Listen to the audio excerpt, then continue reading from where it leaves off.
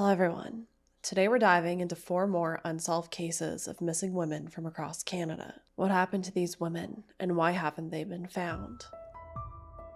27-year-old Jami Springer was born October 30th of 1988 to her parents Gillian and Brent and was last known to be in the city of Moncton, a city in southeastern New Brunswick with a population of around 85,000 people. Jami was described as someone with a lot of potential, who was beautiful, clever, and had a wicked sense of humor, always able to find the funny things in situations.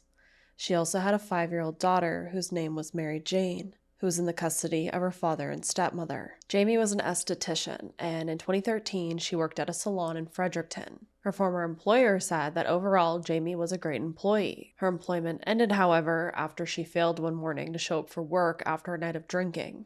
The owner of the salon, Jessica Morehouse, saying, quote, "Jami was a troubled girl. She kind of ducked in and out of Facebook and ducked in and out of moving apartments and such. But for her to be completely missing, I knew it was pretty serious." End quote. Prior to her disappearance, Jami's life had gotten out of control and she was dealing with substance abuse issues. She also was said to have her fair share of run-ins with the law.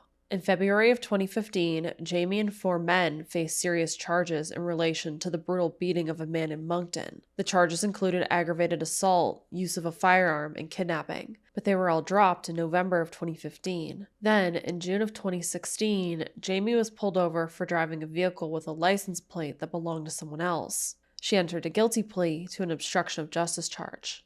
However, at the time that Jami went missing, as a lot of these cases we talk about, she was in the process of starting to change her life. She even had plans to go out with her mother to look for a new apartment in Fredericton the following week. She was attempting to move away from Moncton so that she could be away from the bad influences there and so that she could be closer to family. Her mother had also recently been diagnosed with cancer, and she had met with family members and had offered to become somewhat of a caretaker for her mother.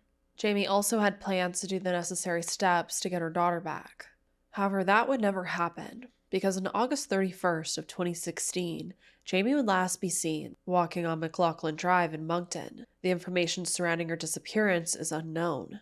We don't know what she was doing, what she had plans to do that day, or who she may have been with. But I did read that her boyfriend at the time, named Justin Smith, had said that around 8 p.m. that same day she had texted him saying that she was going to be home in about an hour. But she would never show up an hour later. She actually wouldn't show up ever again.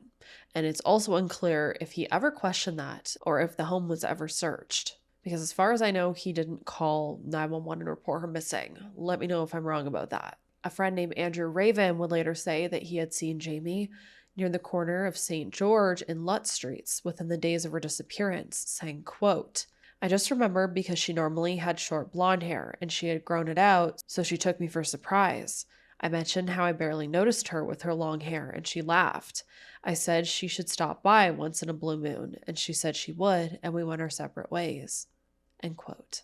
By September 4th, Jami would be reported missing. The RCMP considers Jami's disappearance as suspicious, since it is very unlike her to go this long without ever contacting her family again without any explanation. Police would also bring in dogs to search the streets of Moncton. The family would also bring in their own set of search dogs from the US, along with divers to search a pond while they walked the streets and spoke to locals. Yet to this day, Jami has yet to be found. My name is Jillian Fletcher, and Jami Springer is my daughter.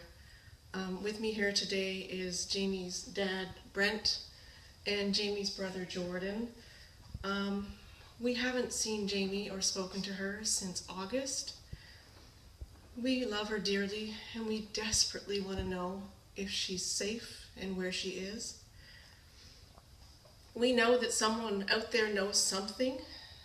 Through donations, we've raised $8,000 in award money, and we've donated it to Crime Stoppers, New Brunswick. This brings the total money available to up to $10,000 to anyone who can just tell us where Jami is. You don't have to give us your name. All you have to do is just tell us where she is. Jami, honey, if you see this,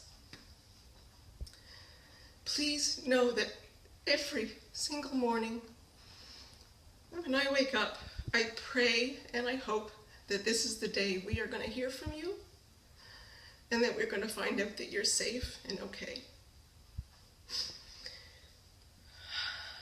We want to thank everyone who has helped us look for Jami, who has helped us raise this award money, and who has kept our family and Jami in their prayers. We have not given up on her. If you have any information, please call Crime Stoppers. Please help us find Jami. Please help our family. Help us find Jami. We love her dearly, and we want to see her again. Jami Springer's mother made a tearful public plea for help in finding her daughter today. The 27-year-old Moncton woman went missing on August 31st, and RCMP say no one has heard from the woman since her disappearance a month ago today. The longer this goes on, the harder it could be for us to find out where she is. We know that somebody must know something. Jami Springer was last seen on Wednesday, August 31st on McLaughlin Drive in Moncton. Police say her disappearance is considered suspicious. She has had no contact with anyone for the past month, which her family says is completely out of character. Her mother says she hasn't slept since her daughter went missing. Praying and hoping to have the phone ring and hear her voice on the other end. RCMP have been in contact with other police jurisdictions outside of the Moncton area and say they are following up on several leads, but they've provided few other details about the investigation, which is still being treated as a missing persons case. The family says they have been searching themselves for Jami, circulating her picture and speaking to people around the city, hoping that someone might have spotted her. This is our family's worst nightmare. Her father, Brent, would say, quote, "I see the Netflix movies, you see the stories, you read the novels, and you think, well, of course, the cliche line, this could never happen to us. We've, I guess, understood that the real story is never going to truly come without the help of people that have shown us so much support. And the real story, unfortunately, we're coming to understand is that she may have met a tragic end, and that's hard to swallow, that's hard to accept." End quote. And that's because over the years, the family has been told many different versions of events as to what may have happened to Jami. A lot of them which are, again, hard to stomach, hard to swallow. But what they really need is credible information. Sadly, in 2017, Jami's mother would pass away due to cancer. The family says she died from a broken heart while searching for her daughter. It's been just over 3 years since Jami Springer went missing, last seen August 31st, 2016. Every parent's worst nightmare, but reality for Brent Springer, who's been living with grief and uncertainty for 1,096 days. He likens it to a game of snakes and ladders. Our hope is strong. We're climbing the ladder, and then far too often when we hear hearsay and stories from the streets, we seem to slide down that chute or snake, and that's when the despair is magnified. Jami was last seen on McLaughlin Drive in Moncton. Her disappearance has been deemed suspicious by RCMP, and as the days go by, hope is fading. Presently, I think we as a family have come to the conclusion that she isn't returning, and we've come to the conclusion that she probably has met her demise. A new emotional hurdle he's working through during what he says is the most painful month of the year, and coming to terms with the why behind her disappearance. We believe that her acquaintances and her lifestyle played a major factor in her demise. Springer says he's hoping for closure for himself and especially Jami's 8-year-old daughter. One time her daughter said, "People keep telling me that my mom is in my heart, and if she's in my heart, that means she's not with us anymore." He's remembering Jami through his new tattoo, a purple heart symbolizing an emoji he and Jami's mother would exchange before she passed away. The pause button represents Jami's life on pause, the play button meaning she's playing on in the far beyond. His plea now is for anyone with credible information to come forward. Not hearsay, not third-party information, to contact Crime Stoppers first if you're interested in the $12,000 award, and then contact the Kodiak RCMP. And while attention on the case has faded over the years, Springer says some new information has come to light. A glimmer of hope in what he hopes will lead to finding closure and finding Jami. Jami's daughter Mary Jane is now growing up into a teenager who has no answers as to what happened to her mother. Family also believes now at this point that Jami most likely met a tragic end, and all they want to do is bring her home so that they can lay her to rest with her mom. Since there is such little information on Jami's case, all we know is that she was last seen walking down that street.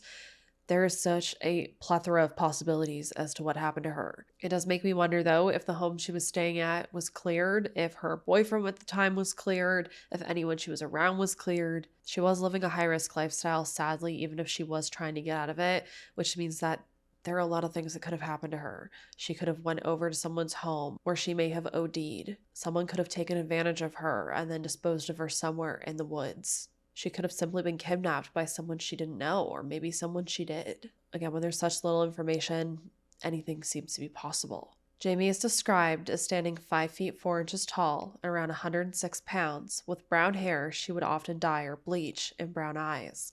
Although it does seem like she had long hair, like photographed here, when she disappeared. Jami also has numerous tattoos, including a flower on her upper back, a butterfly on her lower back, a red, white, and blue popsicle, and the Lord's Prayer on her left thigh. 31-year-old Lorlene Chassidy Eva Bone was born January 17th of 1985 to her mother, Evelyn Chartrand. Lorlene was described as liking a joke and laugh and had a bubbly personality. She was also the mother to 4 children. She liked taking her kids to powwows and even danced at them as a young girl. This case takes place in rural Manitoba, but the information out there is sparse and a bit confusing. Lorlene was originally from Indian Birch First Nation, which sits along Swan Lake and is extremely remote and sparsely populated.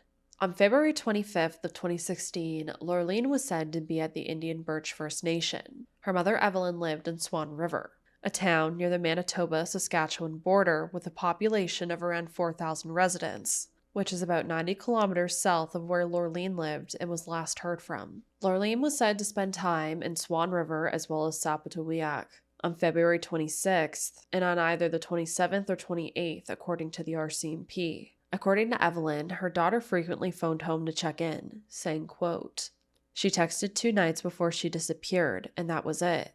When she went missing, we were waiting for her to come home." End quote.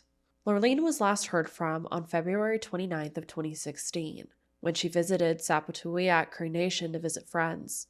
That day, she would also call her mother, as I said, who was the last one to speak with her. By March 9th, Lorlene would be reported missing to the Swan River RCMP. Her family would spend countless hours searching the woods of the areas she was last known to be. Evelyn said her family had paid close attention to a location within the First Nation called Beardy's Point. RCMP has also searched those areas to no avail. These areas have been focused on due to locals saying that Lorlene lies somewhere in that area. It's also believed that people know something but are not speaking. It's been 9 years since Lorlene has been heard from or seen alive, and in her absence, one of her daughters has now also had a child, which would mean that Lorlene would now be a grandmother. Evelyn has also hung a red dress and photos of her daughter in her yard to raise awareness. Family has also erected a mural out of rocks along Highway 10 near Indian Birch. Sergeant Steve Henson with the Swan River RCMP saying, quote, "I have been with this detachment since the initial report about Lorlene came in. This is an investigation that has really had an impact on me, and I want to be able to provide answers. We have been looking for her for so long, conducting numerous searches and following up on many tips, but nothing has led us to the answers we seek. I don't want to provide false hope, and as an investigator, we have to acknowledge that there is a chance Lorlene is no longer alive, but this investigation is still considered a missing person. The RCMP continues to receive tips about Lorlene's disappearance, and investigators follow up on those tips closely. We have not ruled this as a homicide." End quote. Again, with such little information, it's so hard to say what may have happened to Lorlene because there are so many possibilities. However, it is very concerning for locals to be saying that she lies somewhere in those woods. Lorlene is described as approximately 5 foot 5 inches tall, 155 pounds, with brown eyes and black hair. Lorlene was known to often dye her hair red or blonde and is from Indian Birch First Nation, Manitoba. 35-year-old Melanie Lapish Rogers was born November 25th of 1988 to her mother Colleen Rogers, having a sister named Brittany and two brothers named Darren and Harley. The past summer, Melanie had moved to Fort Frances, Ontario, a town of 7,500 residents in northwestern Ontario that sits along the Minnesota-U.S. border, and she had moved there with her husband Eric Lapish and their 4-year-old son Stephen.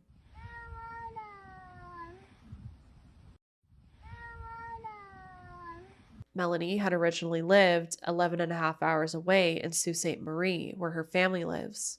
Now, according to Melanie's Facebook, she worked at Walmart, but I've also read that she worked as a server at one point in time. However, on February 26th of 2024, so just about a year ago as I'm filming this video, Melanie would disappear without a trace.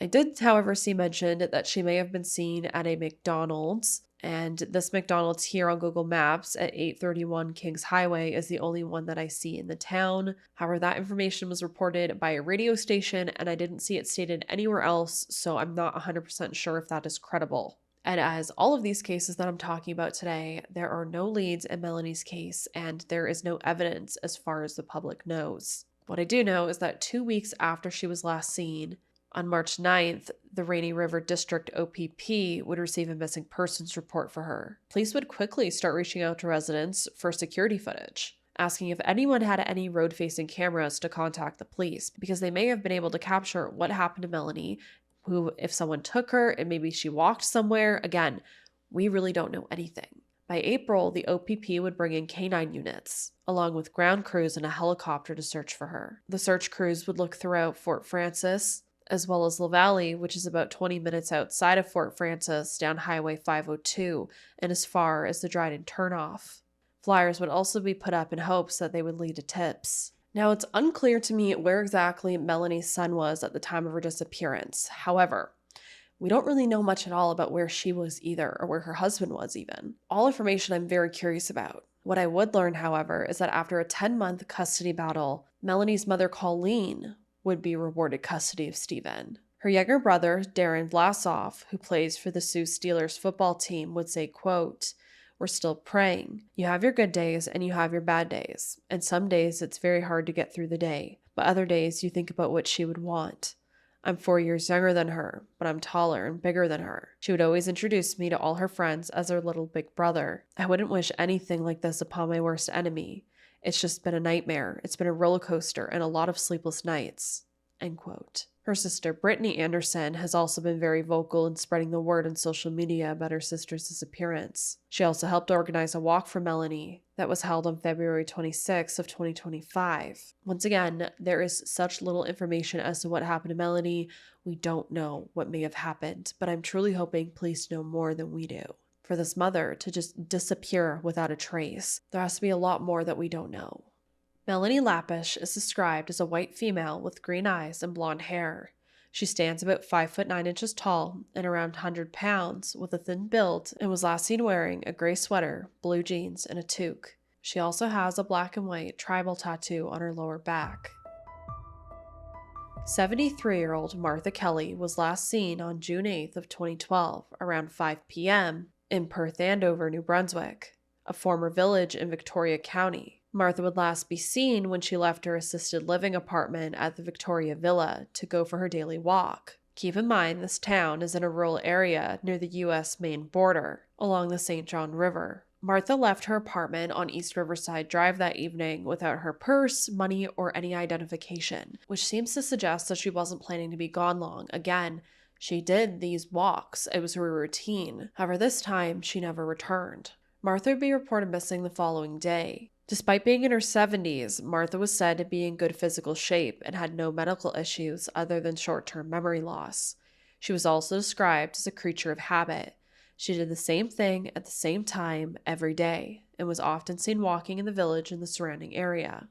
The RCMP, 5 search and rescue groups, and other groups would gather together and search for Martha for several days. Searchers were said to cover 200 hectares of land and 800 kilometers of trails and roads looking for her on foot and by ATV. A military search and rescue helicopter from CFB Greenwood in Nova Scotia and a Civil Air Search and Rescue Association fixed-winged aircraft would also take part in the search. Since Saturday evening, local RCMP and 4 search and rescue teams have been focusing on one thing, finding 73-year-old Martha Kelly. Kelly disappeared Friday afternoon during one of her daily walks and hasn't been seen since. Martha was a walker and she liked to walk, and she walks several times a day.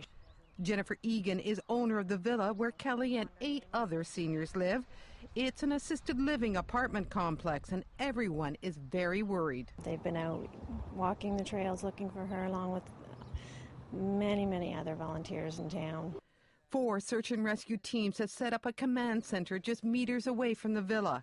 Each area that is searched is recorded and cleared. Crews are then dispatched to another location. For the past couple days, ground search and rescue teams have been using ATVs to search these trails. Now they are doing it by foot. We start way back on the other side of the home and we sweep up through, and we're checking just to make sure if she's fallen off this trail, then we're going to be able to find her. RCMP Sergeant Mark Violette says searchers have gone door to door looking for Kelly. There have been aerial searches along the St. John and Tobic rivers, but nothing so far. The unfortunate thing in this particular case is that she was not seen leaving by anyone. Nobody saw her leave, so we don't have an exact time that she left at, and we don't have an exact location that she left from. It's kind of like she vanished. Violette says Kelly is in good physical shape, but sometimes suffers from short-term memory loss. And also she gets anxious easily if she gets confused. But it's not dementia and it's not Alzheimer's. It's now been nearly 3 days since anyone has seen Kelly.